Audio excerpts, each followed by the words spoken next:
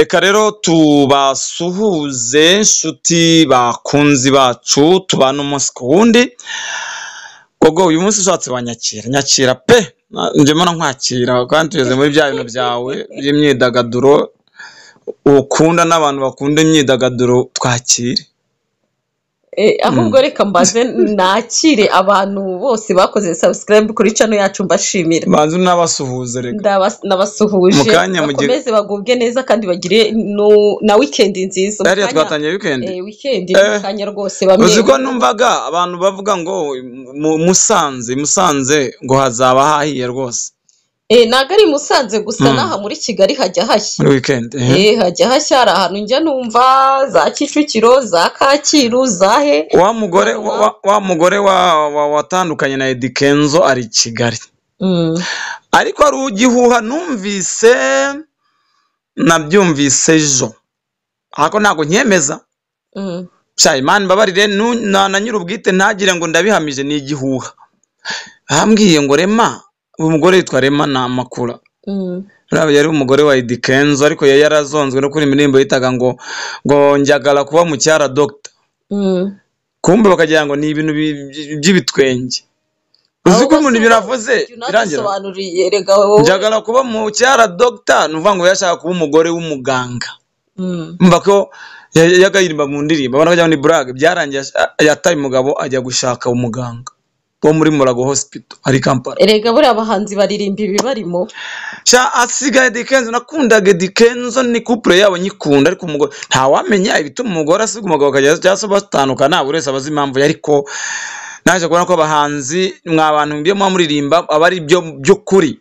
Umuntu wese avuga ibintu ntibakabeshye ngo ni inspiration ngo iba yaje ni ibintu aba ari ukuri ariko baravuze akarakana babyanye na Eddy Kenzo k'agakobwa habesha ngo naka debeni se abantu bakita ka doctor kuvuga debeni n'umwana wambewe w'imfura pana kuvuga w'imfura wa Eddy Kenzo na Rema ariko baravuga ngo na debeni ngo niki ariko nibwo ko uyu mugore yagiye akora ndimo na debeni hariya i Kampala ariko nibivuga ngo barabyara ntago byari byo ahubwo umva gashyara kantangaje. Rema yaje gushimira by'umwihariko debeni wamurangiye ikiraka cyari Musanze cyo gufungwa ngo ari coffee wati na silverback wati coffee ariko ngo ndashimira debeni wandanye ikiraka. Ese debeni buriya sema ukabyara mwe nasa abandi katarangiye abandi bantu ariko se nta kundi nubundi se ko mwese ko mwubatse nta mpamvu nta kibazo ariko niyo mpamvu rero mbigaruye ku bya debeni ejo bundi ko twabakire bapfa ubusa gute se debeni ejo yashwanye no gutwa Coach Gayeri wandi wubatse kiriya kizo iriya nzu y'imyidagaduro hejuru ya Chic hara muri Kigali Universe nyiri Kigali Universe uyu Coach Gayeri ariko siriya mihanda ko bahise bayifunga irafunze se kuberamo bya bindi by'ibiterane niba ari ibiterane byo kwa Minyoni higize kuberamo igiterane none haje n'abandi ariko iriya mihanda bajyaga bayicamo imwe bubatse yo hejuru ntabwo akiri kunyuramo se nabonye barahafunze bahafungiye ikizi meruka bari bahafunze imihanda itari wowe gukunda kuhanyura rimwe na rimwe mvuye mu kazi njye sinjya mpagera mba numva babikabirije ngo Kigali Universe ariko ntabwo ndagerayo. Gayeri ngo uyu ngo ni mwene wabo marebera inyuma wowe witwa niba ari ngo witwa Jimmy Gatete ni abantu b'agafaranga umwe wakinaga umupira ajya gushaka igiti ngo agakizwa nyuma ntabwo yigeze ashaka igiti gusa niko bavuze bariya ni abakera tukiri abana cyane ariko njye ntabwo nari umwana Jimmy Gatete bamukubita umutwe bakawumena Jimmy Gatete waza twanigaga na primaire hari cyokora wenda nanjye nari ndi muri primaire kuko numva ikayize narangije bitangiye kuza ngo zero Jimmy Gatete. Sasa debeni rero agira cyakozanyeho n'uwitwa Coach Gayeri rero akoze undi kamubaza je ntago ndasangirwa neza debeni aba muri Amerika aba mu Rwanda kamubwira amakuru mbwira afite umugore wa Nyashi na Nyashi ariko ni ibisanzwe ku bakobwa bo mu Rwanda ngo ziriya nyasha ariko ngo ntago zarize ngo ni izinuza izinuburano zibaho kuko ufite amafaranga yawe abantu ejo hari abantu babirebye bikaba minsi hari ibinini hari inshinge nyashi zose zikaza gusa nyine yarabyibushye none se umwangana gakera niko yakongera kungana ariyo kuma amakuru y'ukuri The Ben aba mu Rwanda n'umugore we none se ko baranakodesha inaha mu Rwanda cyane muri Amerika reka inzu ihenze ko bishyurwa ngo miliyoni 5 inaha se ku kwezi hako nk'Orandi Road rwose abameza tufite amafaranga ifite ibintu byose baranabakiriye n'abakiriye ariko nyine birira uko nguko koko nabonye asigaye basinya umwe bajya gusinya naha n'ifoto ku amakampani menshi umugore n'umugabo iyo mu buzima bw'umunyenga nk'uko ariko se bagiye gutura niwe muhanzi nyine ujya ushira umugore we mu bintu nk'ibi ngibi bya social media cyane barabivuga ngo niwe muhanzi umusheri we ku mihanda baramuhashira kabisa rero Mugisha Benjamin uyu The Ben nyuma y'imyaka 2 amaze adacana uwaka na Kalomba Gael uyu uramuzi bita Coach Gael baje kugira noneho barahura by'umwuka mubi bari bafitanye hagati yabo birashira imyaka 2 abantu b'abagabo bafite ubwenge bize bafite n'amafaranga ariko twebwe rubanda rugufi ntago turajya ku byo kintu rero abantu bamenyera ibintu by'imyidagaduro cyane barabimenye urumva bagiye babimenya cyane ariko ugasanga nyine bakibaza aba bantu barapfiki yego rero icyatumye kibigaragara ni amafoto yagiye bashyira hanze babibona kuko urabona ya ndirimbo The Ben yigeze gukorana na Diamond bitaga Never Why ni ukuvuga ngo iyi ndirimbo ni uko ngo uyu harimo akaboko ka Coach Gael Coach Gael ariko yabaye manager we kuva na kera arya niwe wavugaga sinzi n'undi mutiba ngo Coach Gael numvise na sinzi mu Afrobeat umuntu ukurimba za Afrobeat mu Rwanda umwakarimba mbona Coach Gael rero ibyo byose ni amafoto yagiye agaragara ariko bataginze kutaginga ayo mafoto abantu abitwa ba Lisudi bagira icyo bavuga bitwa ba MC Nario bagira icyo bavuga ba Julie Bamujizo urumva nawe atunganya amashusho y'indirimbo avuga ati rwose nanjye ndumva naje abantu baje bagaragaza amanga mutima avuga ati aba bantu ni gute bakongera guhura gute ariko wajya kureba ugasanga bigoye ngira ngo wenda reka bena mbabwire abantu babyumve hari indirimbo yitwa Sikosa ni indirimbo ya Kevin Kade na The Ben na Element iyi rero indirimbo niyo ngo isa nkaho yabaye nk'isura akaboze yagaruye ibintu kuko ni indirimbo yasohotse ariko yari yatinze gusohoka byari byanatumye bikoma Coach Gael yavuga ko ngo yayitambitse iyo ndirimbo itagira gute itasohoka kuko ibibazo bari bafitanye na The Ben noneho ngo binahuzwa no gukoresha no muhanzi bafitanye amasezerano y'imikoranire muri studio ya saa saba z'igicukura 5 sinzi ko babye ibintu byava mu myidagaduro nge mbona ntaragira neza ubwo rero ngo banabikoze batamumenyesheje Coach Gael noneho ngo ibibazo bya The Ben na Coach Gael ntago abantu babimenye gogo ahubwo muri 2023 uwitwa Medbeat yakoranye n'aba bagabo bombi Medbeat nawe ngira ngo yari producer ujya kumwumva Medbeat nawe yarahitinze mu minsi yashize ataraza Element burana Element nawe ari igihe kizagira navuga ati hazavaho n'aba Bob Pro barahitinze nabo bavaho bagira abo baragenda waro Medbeat uyu nguyu uyu mushinga nimba wayi nawe yawukoranye n'aba bantu ubwo bari bafite inkomoko y'ibintu nk'ibyo rero yagaragaje ko ngo uyu Coach Gael urumva yishyuzaga The Ben amafaranga barirwa mu bihumbi 75 by'amadolari ya Amerika hagati yawo kuva kuri 25 kugera ku 100 hagati aho ni menshi cyane aya mafaranga abantu bayapfa pe none akavuga ko ngo Coach Gael yakoresheje ubwo indirimbo ya Why The Ben yakoranye na Diamond yarimo ishyirwa hanze ahubwo nkibaza Why ni ya The Ben Why ni ya Diamond ninde wabwiye ndati ngwino umbaking ni korabo ariko umva kuri ni hari nini ni The Ben urufitemo uvuga ngo rero wibuke yuko ibingibi bitagize mu mpande zombe ebyiri ibi ni ibikekwa Medibit yavuze ko ariyo mafaranga ari ryo pfundo ry'ibibazo bimaze igihe hagati y'aba bagabo ariko aba bagabo bo ntago bo ubwabo bavuga icyo bapfuye ni ukuvuga ngo ibingibi bishobora kuba ari byo cyangwa bitanari byo none se buriya amafaranga bayishyuye wenda yayabonye oya buriya ntago wabura inshuti ngo ubure n'amafaranga ngo umutipe ngaba mu nzu ihenze nakomeye umva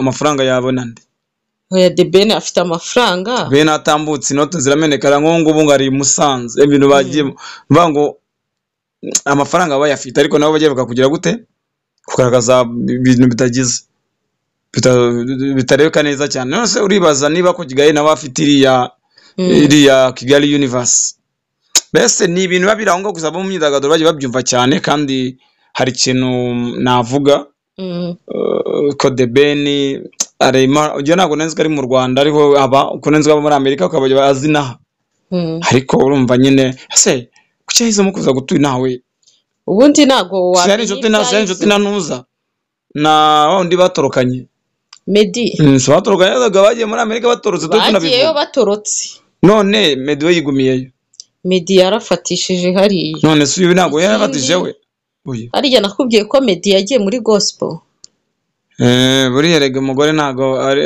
ari ibintu biba byoroshye hasi bazaziririmbara yarasitangiye ari none se bivuga ngo Medi ni umugore ni umugore wamubwiye atereka na security yabishyiragamo ariko umwanzuro w'umuntu ku giti cye ako se kuba washaka umugore bituma ko icyerekezo cy'ubuzima byawe ukideviya none se naririya ryinyo ryo yashize mu nyinya naryo ni umwanzuro we irihe ryinyo ntabwo yari afite inyinya n'umuzi ni umurimbo nese umurimbo nyine yawushyiremo iki nyine uzi impamvu ze nese ko wambara umwenda ugashyiraho umukandara biratandukanye ko wambara isa nkubwire ukuntu bitandukanye mu bariya abantu b'Abayetiyopi umva abanyetiyopiya inyinya bayifata nk'igisebo nk'inenge rero bafata nubwo ubaye umukwe wacu ugomba gukuraho iyo nyinya nta kintu ushyiramo iryinyo umugabo nyine arumva aravuga ati nyine reka nemere uretse ko ntawe nabyemera ubwo ugiye Imana yakuremye uko urabihinduye kuko ushatse umugore buriya batandukanye n'umugore yakongera akarikuramo agasigana yanyinya nkeka rero no gusenga kwe bishobora kuba nabyarazanywe n'umugore kaminsi yaje ko avasa nk'umugore ariko iyo ushatse umugore hari ibintu iyo wari ufite akavuyo ibintu by'akaduruvayo bitabira ako uribuka ukuntu abantu bageze kuvuga ngo umugore ngo akubita Medi umugore wa Medi amukubita ngo se amukubita baramukubita ngo muraza hanze byaratambutse nta mugore ngo gushaka kuba nawe atavugirwamo garize karateze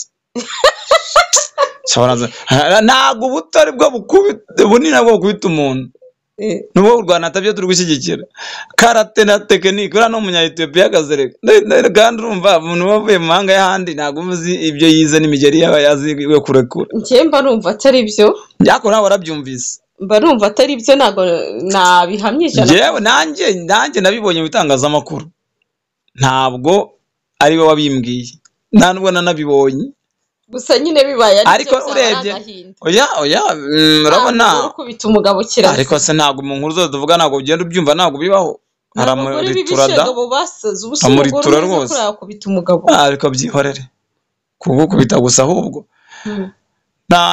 nibyo ubwo nyine we yigumire muri Amerika undi nawe yizere mu Rwanda i Kigali yiriye amafaranga nabo nyamara amamariza inzoga z'agaciro amatelefone na wa mushuti wawe ngo nawe ngo yamamaza inzoga aho ari hose wa mushuti wanyu wo muri nuza muri ntuza ntazi yamamaza ngo inzoga uriya we tuzabigarukaho ibyiza uburyo yasinyanye amasezerano n'uruganda kwamamaza ibintu n'uruganda oya amafaranga azwi ntacyo atazakora amafaranga nta kintu tuzakora dore natwe niyo turi gushaka koko n'ubundi ari umusitari nabonye afite gahunda igendeye ku kuba gahunda igendeye ku kuba ajya kurima muri Kenya bakamwakira nka Yezu ageze Yerusalemu yasa amafaranga ni inoti amafaranga regana ubundi umuntu yaravuze ngo icyo amafaranga azananirwa uzajugunye uko nyine so nibyo rero makuru yacu The Ben yiyunze na Coach Gaye wenda sinzi nabyo ntago nta numwe bitangaje uretse amafoto yagiye agaragara bari kumwe abantu batubanza bya bintu hari umujinya hagiye urukundo ubwabo dutegereje ibyo bazivugira ibyo bazatangaza niba barasubiye mu rukundo ariko barabikokereje iyo nduru narayumvise n'abagabo ntabwo bazarika kwiyunga baziyunga buriya ngayo nguko ngaho rero ukomeze mugubwe neza gogo wakoze nawe dore wanshyize mu myidagaduro ngo mukade gukora n'izindi nkure bizimyidagaduro nge nawe najyaga mbibasha kubwo nyine katuye tujyana uretse urareba comment baza gushiraho ndaza kuba ndebe shiraho comment ukamubyimbo buri kumva reka nge nta amakuru y'imyidagaduro ntago ari ibintu byanjye burya arufanga akunda politiki sawa reka dukomeze n'andi makuru mu kanya tubageza mwakoze ukeneye ikibanza cyiza ukeneye inzu yo guturamo ifite igipangu gifite parcelle na annex z'agatangaza tugana iwacu mu murenge wa Kigali mu karere ka Nyarugenge mu mujyi wa Kigali mu kagari ka Nyabugogo tubafitiye inzu nziza ifite dushe na toilette zirenze imwe mu nzu ndetse kandi na parcelle yagutse irimo inzu zikodeshwa imbere mu gipangu nziza niba wifuza aho gutura heza witegeye ubwiza bwa Nyarugenge n'imisozi ya Gasabo Kamonyi na Rulindo bizafasha umuryango wawe kubaho unezerewe cyane twitegeye hafi nka Norvège Karama heza hayobotswe na benshi kuko niho dutuye ni amafaranga make cyane miliyoni 60 gusa z'amanyarwanda nicyo giciro kihabereye erega keza karigura mugenzi wanjye duhamagare kuri telefone igendanwa 0788820481 maze tugutembereze ubwiza bwaho icyubahiro cyawe naho tuzi umuryango wawe. Muraho nitwa Nigena Josiane nkaba nkorera company yitwa MU Insurance ishami rya Nyabugogo. Product dutanga harimo motor insurance, harimo fire insurance, general accident insurance, engineering insurance, mama bonds, marine insurance, money insurance, travel insurance, aviation insurance n'izindi twabashishikarizaga rero kutugana dutanga service nziza. Tukaba twari mu kimbere ya Beka mu etage y'uwitwa Jacobo, etage ifatanye na station SP. Ikaze rero ni karibu. MU Insurance ni ya kera imaze igihe iri gukora cyane kuko yahinduye izina. Mbere yitwaga Phoenix Insurance, ubu ngubu yitwa MU Insurance. Ikaze bakiriya beza, murakoze. Lilies Shop, iduka ry'icyerekezo ku bakeneye ibyo kurya by'amoko yose. Turaranguza tukanacuruza detaye, tubafitiye ibyo kurya by'amoko yose. Umuceri mwiza uyu wahogoje abawuguriye iwacu, isukari nziza, ifu ya kawunga ya yindi ryohera uwayikoresheje. Tubafitiye ubugari mwakunze bwo ku buhanda ahazwi nk'igitwe, amakaro na buka, amavuta aryohesha indyo, sauce tomate ya salisa n'ibindi mwakenera hano iwacu. Umwihariko wacu kandi nuko tubafitiye amafu y'ubwoko bwose ndetse n'amafu avangiye hamwe kandi atunganyije neza. Tubafitiye ibyo kunywa, amata meza ndetse n'amazi by'uruganda rw'Inyange. Urahasanga ibikoresho by'isuku, Kotex ku badamu n'abakobwa, Pampers ku bana, papier hygienique ndetse n'ibindi bikoresho by'isuku utasanga ahandi. Dukorera mu isantere ya Ruyenzi ku cyapa cya mbere cya taxi z'imodoka z'igihara ku nyubako nkihari. Iwacu hariranga. Duhamagare kuri telefoni igendanwa 0788488713 cyangwa se uduhamagare kuri 07 karindwi 30 94 38 94 tubikugezeho mu kanya nk'ako guhumbya. Lilies Shop, ibiciro byacu binogeye abatugana bose.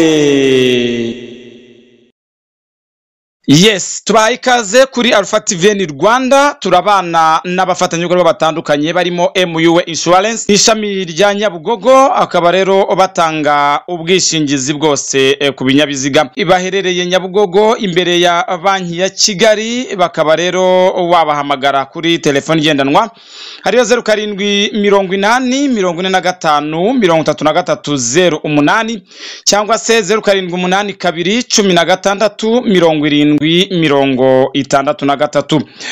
Turaza kubana kandi na Lilies Shop, ni iduka ricuruza ibiribwa, bakaba bacuruza detaye bakanaranguza ku giciro kinogeye buri wese. Baherereye mu murenge wa Runda ku Ruyenzi mu isantere. Bahamagare kuri telefone igendanwa 078848 87 cyangwa se 0730943894.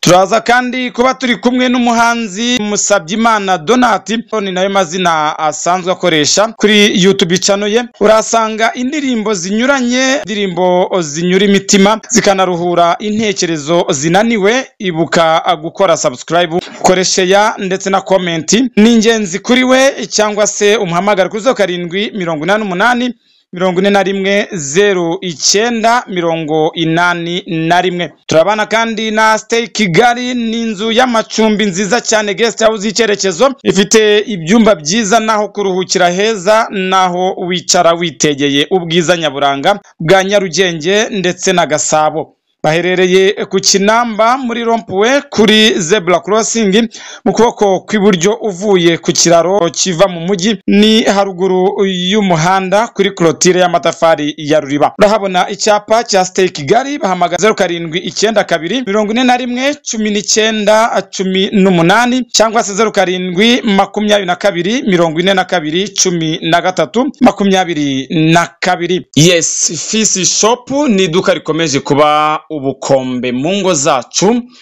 Babafitiye amasorori meza y'ubwoko bwose, amasahani, amateremosi y'icyuma na plastike. Babafite kandi amakanya, amasafuriya ya yandi mukunda. Babafitiye keto zo gutekamo icyayi wibereye muri sari wawe. Babafite amapanu yo gutunganyirizaho umureti ndetse n'ibindi biryohera abasirimu.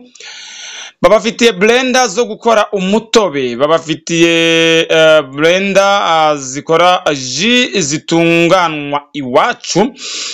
Babafitiye amaplato meza, amatasi, plota manje zidutwaza ibyo kurya mu ngendo zitandukanye. Babafitiye kandi ibirahure byo kunyweramo. Babafitiye ndetse na amatasi. Babafitiye amabase n'indobo nziza bidapfa kumeneka ubusa. Muri Fisi Shop babafitiye udupaniye twifashishwa mu buryo bwose. Bakagira utu etajeri tubika ibintu neza. Isafuriya nini nziza zizwi nka muvero zirahari. Babafitiye imikeka n'ibindi wifuza byose wabisanga ariya muri Fisi Shop. Abacuruzi bakeneye ibicuruzwa mugende murangure muri Fisi Shop ku giciro cyaho kiri hasi cyane. Abakeneye ibishingiranwa amajyambere mugiye kurushinga mu ugurire muri Fisi Shop, bizabafasha kuko ibiciro biri hasi cyane. Abifuza guhindura ibikoni byabo cyangwa se gushimwa n'ababagendereye mu ngo zabo mu gihe bari ku meza, mugane Fisi Shop kuko nibo gisubizo cyanyu mwebwe ubwanyu ndetse nanjye ndimo. Bararanguza bakanacuruza kuri detaye muri Fisi Shop. Rero nta handi ni muri Fisi Shop babaye ubukombe. Bakorera Nyabugogo ku muhanda uzamuka werekeza ku Mutelemuko mu etage izwi nko kwa Materne, muri floor ya mbere mu ruhande rureba kwibagiro ahateganye n'isoko ryubakiwe abazunguzayi hejuru yahacururizwa amashuka. bahamagare kuri telefoni igendanwa ariyo 0788 babikugezeho mu kanya nk'ako guhumbya muri rusange. Fisi Shop rero baje ari igisubizo ku bantu bose babagana. Nawe watugana tukakwamamariza kuri Alpha TVN Rwanda, waduhamagara kuri 0788 95 789 kuko turi umunara w'ibisubizo ku bashoramari bose batugannye.